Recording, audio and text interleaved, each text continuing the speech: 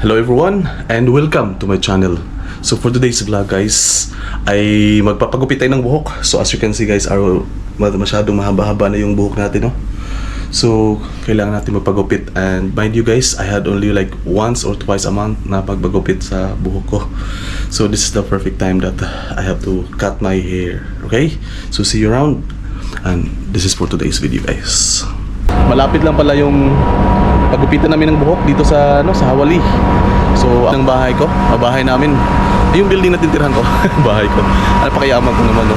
So and yan lang guys, so yan lang yung area kung saan ako pagupit. Okay, 2 minutes walk lang.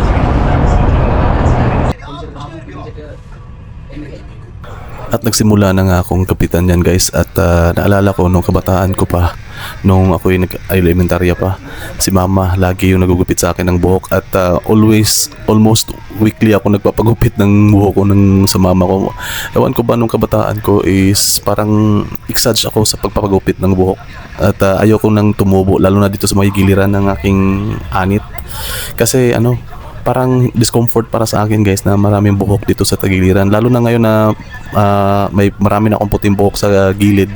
So visible siya talaga pag tumutubo. Kaya ang ginawa ko, once na makikita ko siya at napapansin ko na sa salamin yung buhok ko na tumutubo sa giliran, agad-agad akong magpapagupit niyan.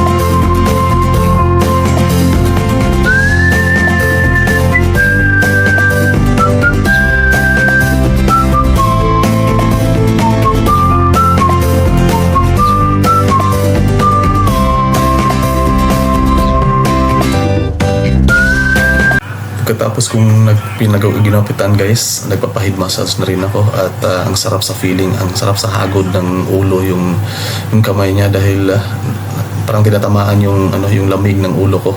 At nare-relax ako, ang sarap sa pakiramdam. And parang naantok na rin ako niyan guys, kaya medyo paidlip ka na medyo may gumagalaw sa ulo mo. Ang sarap. Subukan yung magpapa-head massage. Ang sarap talaga sa feeling. Parang lahat ng stress sa buong araw mo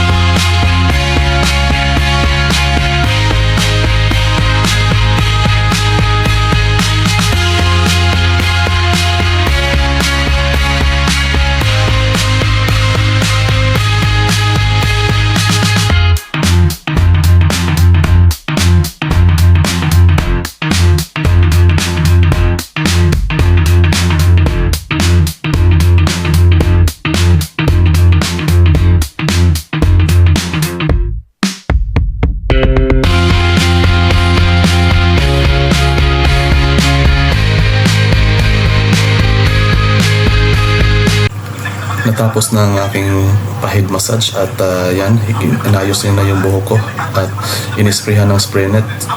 At ayan, sila supply niya na. At magbabayad na ako ng aking bills. 1KD 250 pills lang pala yun guys. At papaalis na ako ng kanilang barbershop. Yun lang naman po. Thank you so much for watching.